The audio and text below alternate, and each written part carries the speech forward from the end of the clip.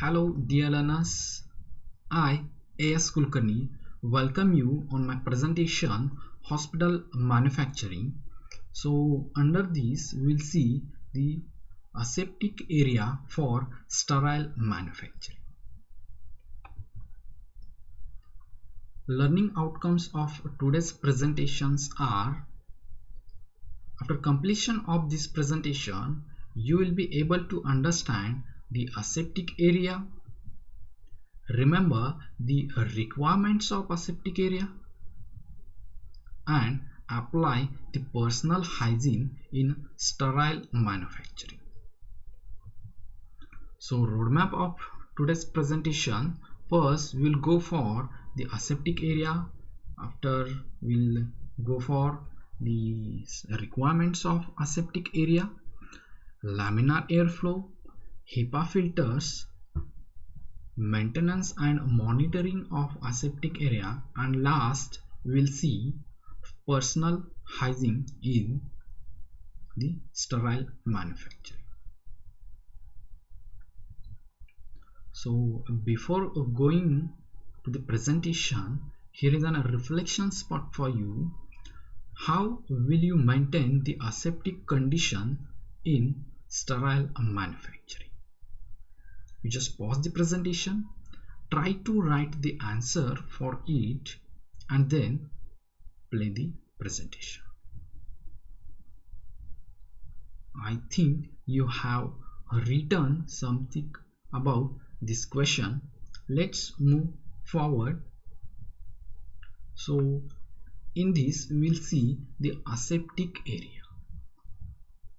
So aseptic area is nothing but the clean area, so which is free from microorganisms and other foreign particles. So this aseptic area for manufacturing of a parenteral is essential. So this aseptic area is a sealed area from outside the atmosphere. So the environment which is present in aseptic area is different than the atmosphere. So it is free from physical and biological contaminations. So physical related to the non-viable particulate matter, and biological contamination relates to the viable particulate matter, that is the microorganisms. So here this aseptic area which is free from both physical and biological contaminations. So here at the time of designing the aseptic area, HVAC, that is high ventilating and air conditioning system, is must. So that particular system which is adopted in this or at the time of designing of aseptic area. So it provides the high ventilation of air and the cool air which is required in the aseptic area. So this system must be adopted in the aseptic area, as well as the walls should be or should have double wall glass partition, because in this aseptic area we are formulating the parenterals, so we are dealing with the chemicals as well as some ingredients. So when the ingredients and some chemicals comes in a contact with the wall, so there will be some reaction. So to avoid that particulars, so here that wall should have double wall glass partition, as well as the wall should be painted with the epoxy paint. So the same mechanism is there. So here that epoxy paint helped to avoid the absorption of some chemicals which is used in this production area or in this filling area. So to avoid such a problem, that is a reaction with the walls, here these particulars which are required. That is, that particular walls should have double wall glass partition, and that walls should be painted with the epoxy paint,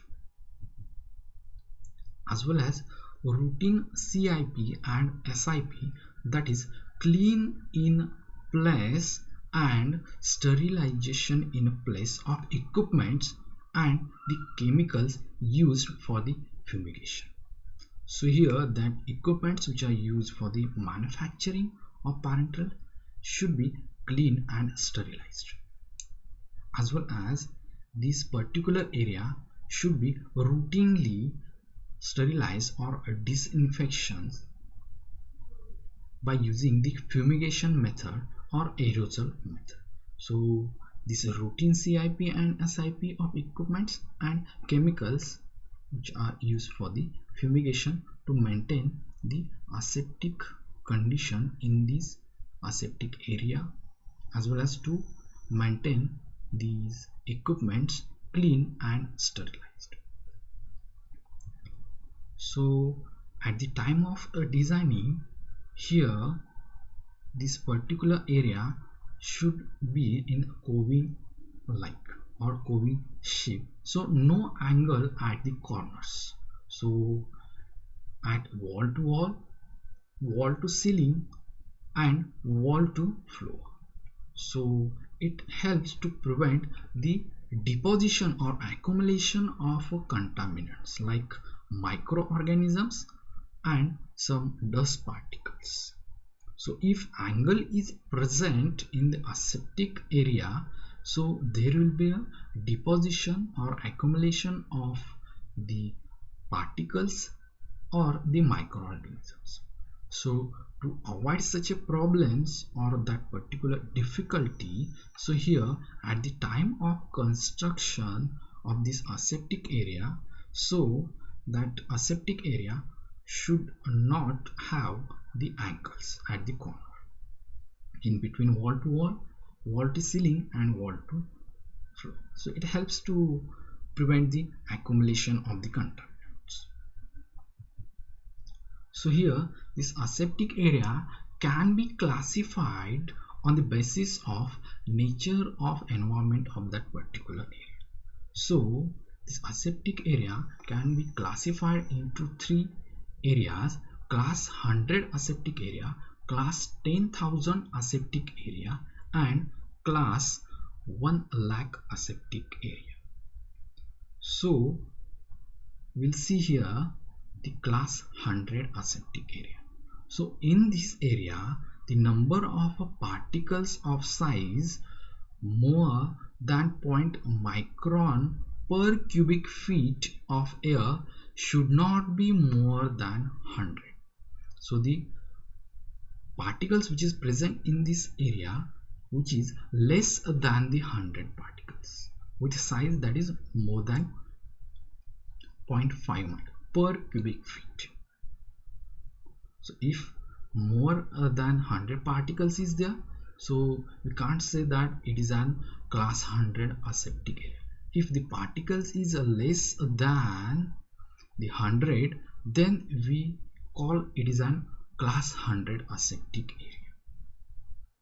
Let's see the class 10,000 aseptic area.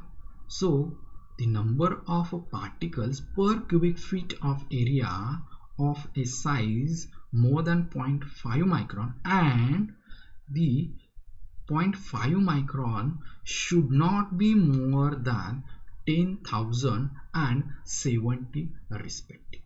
So in this particular class 10,000 aseptic area, the number of particles should not be more than 10,000 with the size more than 0.0 micron, and should not be more than 70 number of particles with size 0.5 micron. If such area is there, so we can call it is an class 10,000 aseptic area. So let's see the class 1 lakh aseptic area. So here the number of particles per cubic feet of area of a size more than 0.5 micron, and 5 micron should not be more than 1 lakh and 700 respectively. So number of particles should be less than 1 lakh in case of the size more than 5 micron, and less than 700 particles with the size 0.5 micron. If such condition is there, so we can call it is an class 1 lakh aseptic area. So this is about the different areas or different classes of aseptic area. So here the class 100 aseptic area is more aseptic one, or so this particular class 100 area used or maintained in case of parenteral preparation. So class 100 is more aseptic area as compared to the 10,000 class area and class 1 lakh aseptic area. So to achieve and maintain the standards of aseptic condition, here is some requirements. So these requirements for the aseptic area. So first there is an requirement of a laminar airflow with a velocity of 90 plus or minus 20 feet per minute. Second requirement, HEPA filters, that is high efficient particulate air filters, to provide filtered air in that particular aseptic area. So these HEPA filters which are attached with the ceiling of that particular aseptic area. Next requirement, positive pressure inside the aseptic area. So positive pressure is nothing but the more pressure of air than the environment, so which should be present in aseptic area. So when you opening the door of the aseptic area, so the air should comes out from inside to the outside. So that is called as a positive pressure, so which is maintained in aseptic area. 4. Air changer. So that is also very important. So definitely the filtered air which is required in that, but the air should be changed in that particular area. In case of sterile and mixing room, so here 20 air changes are needed there or should be there per minute. In case of filling room, 40 air change should be there per minute. So next requirement, temperature. So aseptic area should be cool one. So 20 to 25 degrees centigrade temperature is required in this area with relative humidity 50 to 60%. So relative humidity is nothing but the moisture content present in the air. So that should be 50 to 60%. And the requirement of ultraviolet lamps, that is UV lamps, as well as there is a need to periodically fumigation and disinfection with the equipments as well as whole the aseptic area. So that depends on the policy of that particular manufacturing unit. And last, the sterile garments like gown, headgear of a mask and gum boot. So for the personal hygiene, or for that personal which is entering in the aseptic area. So after wearing all these sterile garment, that person which is allowed to enter in the aseptic area. So these are the some requirements of aseptic area. So we'll see here the laminar airflow. So this is the requirement of aseptic area. So these laminar used to perform sterility and other microbiological testing like bioassay. So here HEPA filters are used to provide filtered air in this laminar airflow. So this is mainly used for the sterility. You can see in this picture. So this is an laminar airflow. So here the HEPA filters are used to provide filter air while working in this section. So here is an working section. Actually here the working is done with the, or the testing is done, that is sterility, that particular test which is carried out in this laminar air. Okay, as well as LCD is there for the control panel, ultraviolet lamps are there for the sterilization, and also here the pre-filters are there. So here pre-filter has to filter the air before going to the HEPA filters. So this particular is required in case of sterility testing or other microbiological testing like bioassay. So this laminar airflows are required in aseptic area. So here two types of laminar airflow are there, that is vertical laminar airflow and horizontal laminar airflow. So that depends on that particular aseptic area, what type of laminar should be there. So here pre-filters which are used of 0.5 micron. So you can see here there is an pre-filter, so which has to filter the air before going to the HEPA filter. So here these HEPA filters or these, yes, the HEPA filters which precipitate the particles due to the opposite charges. So that particles will deposit there or attracts to that particular filters. So it due to the opposite charges present on the particles, as well as some electric heaters are there to reduce the moisture content of air. So by using that electrical heater we can maintain the moisture content of the air. So this facility should be there in the aseptic area or in case of the laminar airflow. So let's move forward here.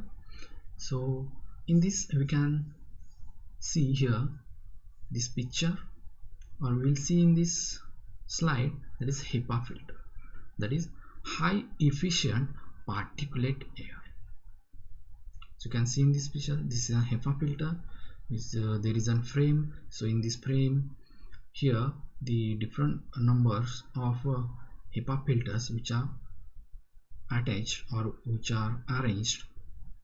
So it works on the interception mechanism in case of less than 100 nanometer particle, impact mechanism if that particles is more than 1 micron, and diffusion if the particle is less than 5 micrometer, sorry 0.1 micrometer. So these particulars are in this HEPA or that 1 unit of the HEPA.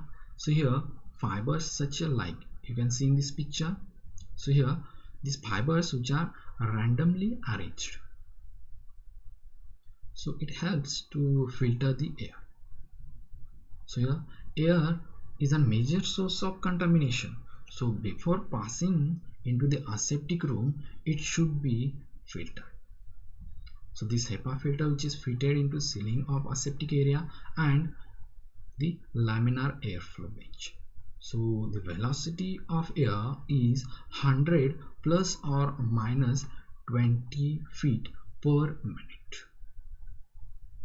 So the efficiency of this HEPA filter is around or exact 99.97%.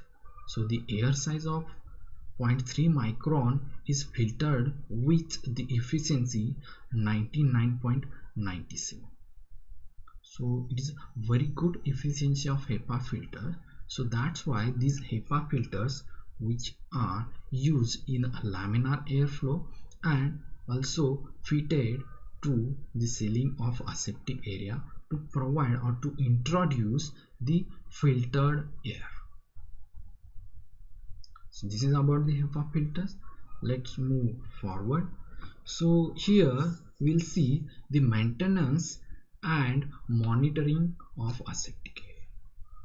So we are using that particular requirements to maintain the aseptic area, but here also some facilities are required to maintain the aseptic area. So here maintaining clean and sanitized condition require careful working, as well as a planned schedule of cleaning is to be developed in weekly or in a daily basis. So that depends on the policies of that particular sterile manufacturing unit.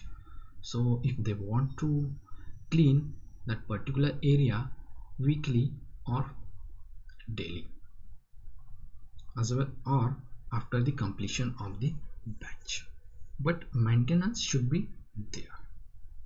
So that maintenance, which is done by using sanitization and disinfection method.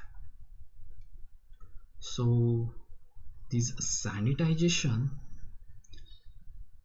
is an general cleaning or disinfection of that particular area. So here proper sanitization must be done.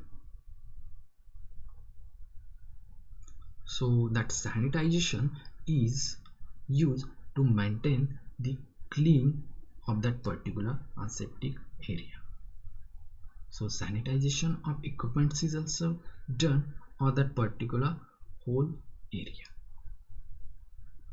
So that depends on the policies of that particular manufacturing unit, as well as so disinfection is done with that area. So for the disinfection, here the aerosol disinfector and fumigation method is used. So by using the different chemicals, so that disinfection is done to destroy the microorganism present in that particular area, if any. So after disinfection, so surfaces cleaned to remove the detergent present on the surfaces. So the surfaces should be free from a detergent or the chemicals which are used at the time of disinfection. So dry cleaning is also done to remove the detergent or chemicals on the surfaces. So here that particular disinfection is done by using the aerosol disinfector and the fumigation method. So here the chemicals in this particular aerosol disinfector, so here that particular chemicals which are sprayed by using the aerosol system.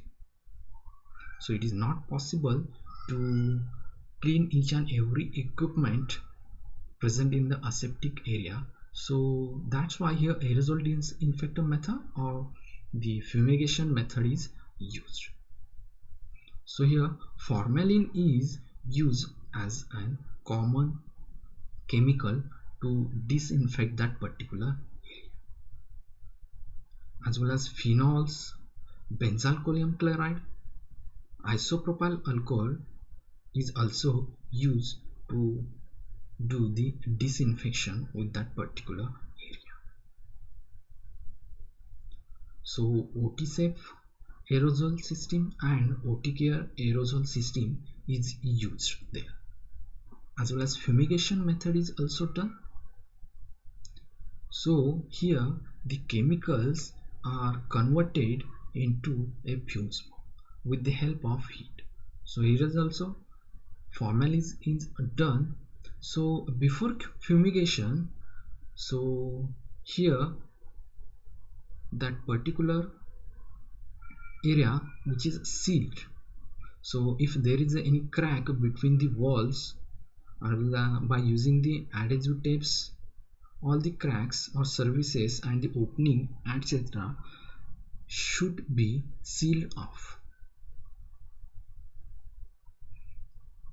So after the sealing of that particular cracks, here the stainless steel equipment with the formalin which is placed in that particular area, and with the help of heating method that fumigation is done. So that fumigation is done with 24 hours. So at that time the microorganisms will be killed.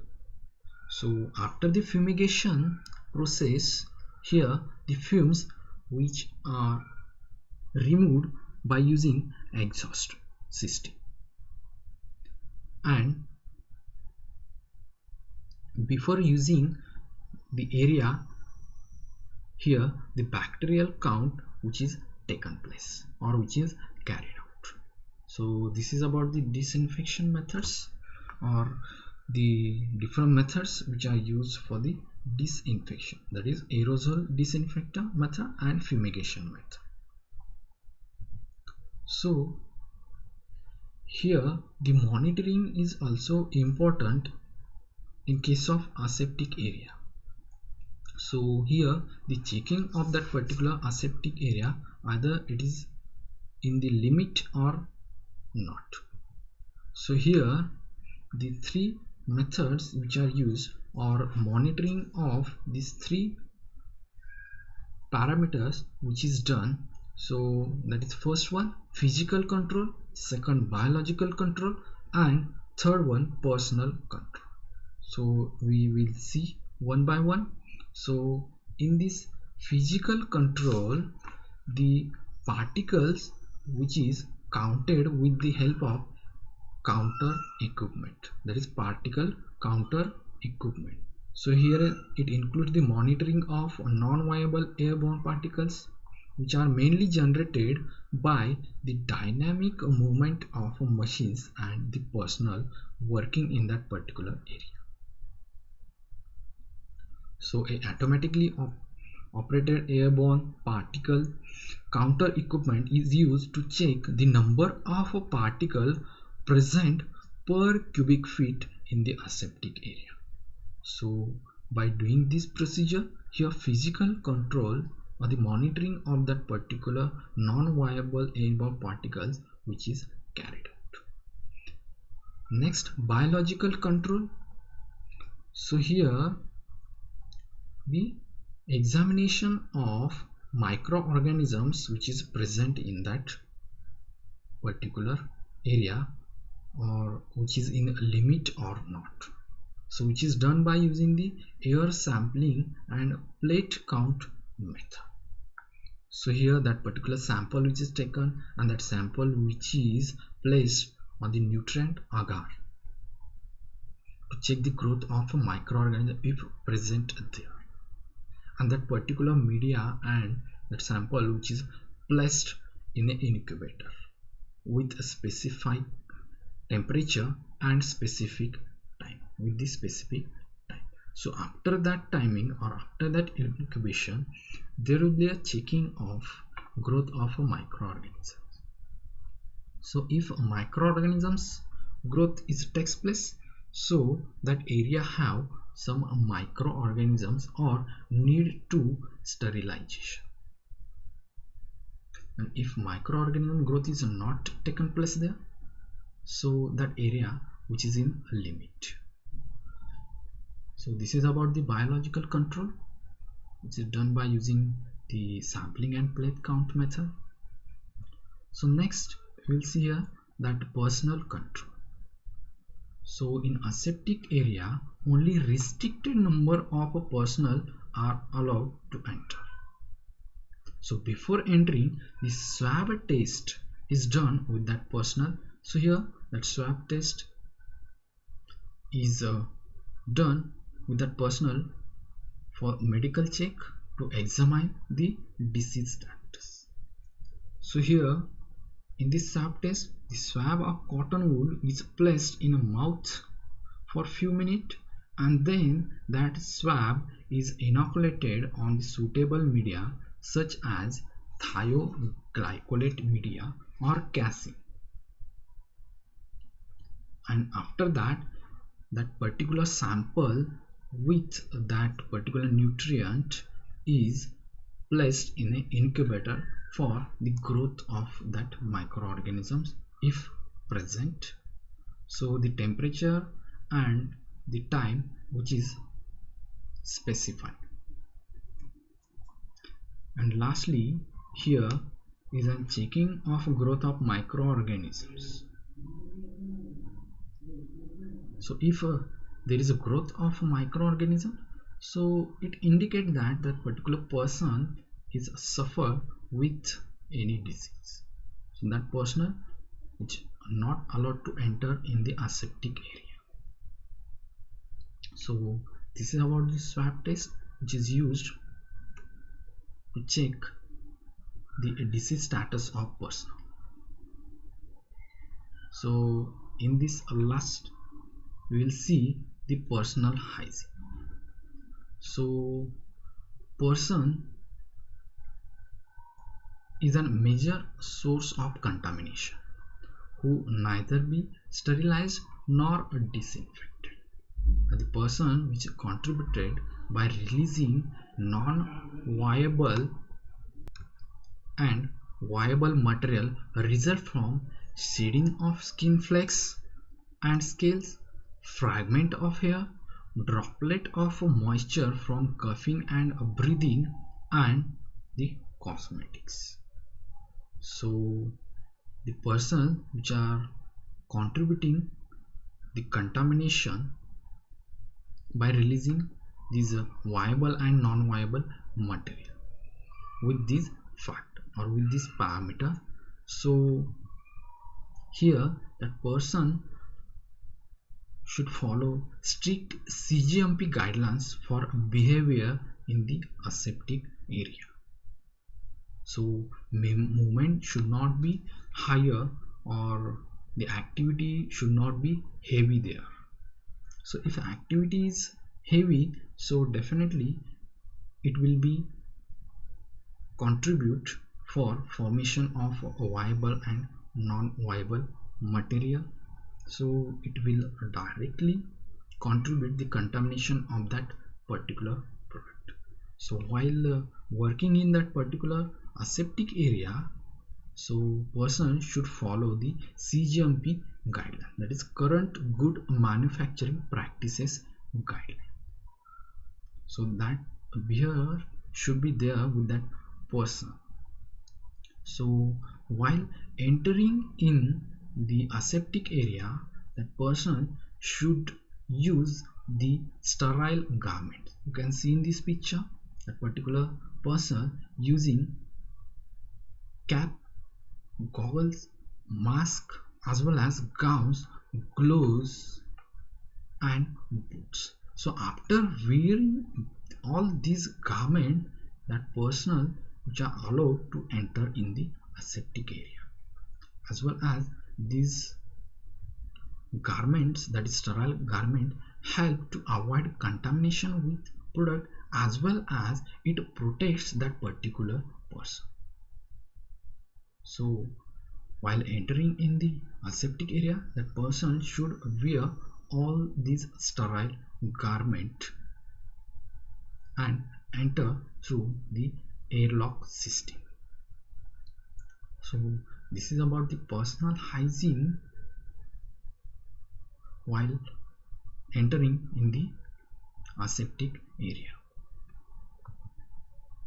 If you have any question of this presentation, you can drop your question on my WhatsApp number or on my email ID. At last, thank you for patient listening. Thank you very much.